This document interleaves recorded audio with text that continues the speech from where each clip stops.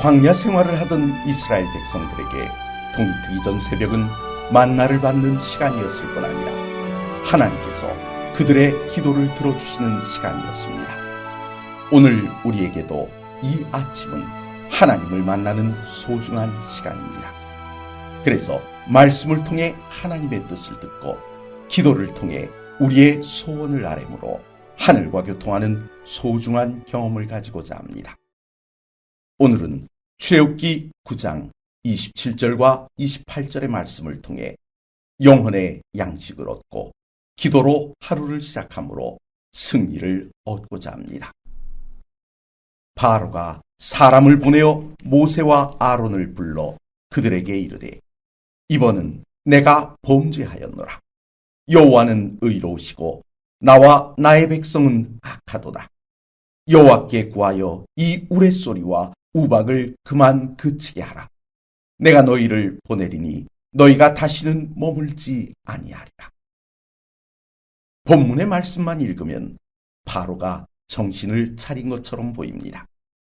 왜냐하면 그는 자신이 여호와께 범죄하였음을 시인했기 때문입니다.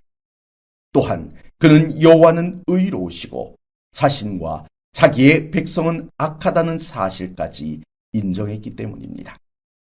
본문만 읽으면 그렇게 보이는 이유는 무엇 때문일까요? 우리는 분명히 알고 있습니다. 하나님과 나와의 관계를 회복하기 위한 첫걸음이 바로 자신의 죄를 인정하는 것에서 시작된다는 것을 말입니다. 그러니 적어도 본문에서만큼은 바로가 회개의 정석을 밟고 있는 것입니다. 그런데 여기서 한 가지 살펴보아야 할 것이 있습니다. 27절의 고백은 어마어마한 우박이 멈출 기미를 보이지 않던 때라는 것입니다. 생각해 보십시오.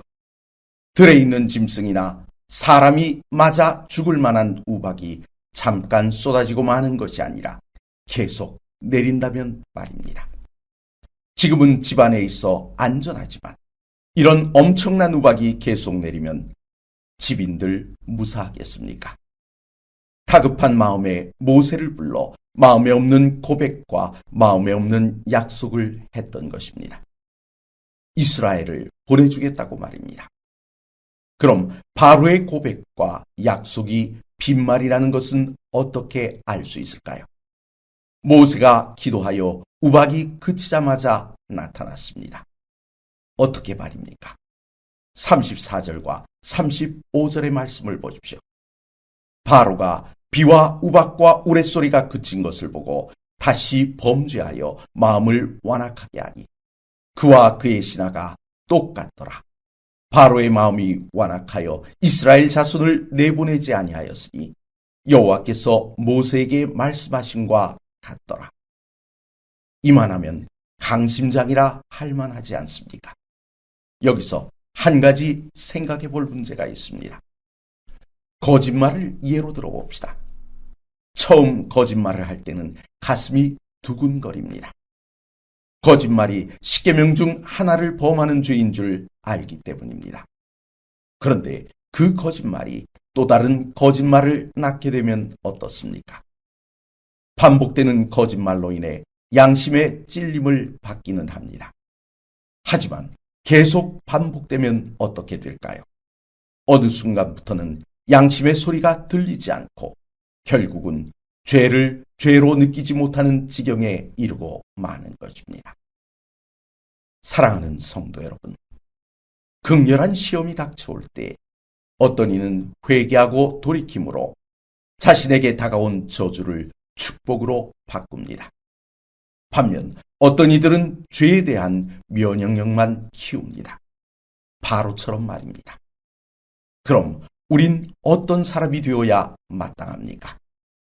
말씀에 귀를 기울이고 순종하는 것입니다. 그러나 혹 불순종함으로 매를 맞게 되면 즉시 죄를 인정하고 돌이켜야 합니다. 이 시간 그동안 살아온 내 삶을 돌이켜보고 내 현실을 말씀과 비교해 보면서 내가 나아갈 바를 정해야 하지 않을까요? 주의 은혜가 말씀과 기도로 하루를 시작하는 모든 성도들의 삶에 충만히 임하시길 기원합니다.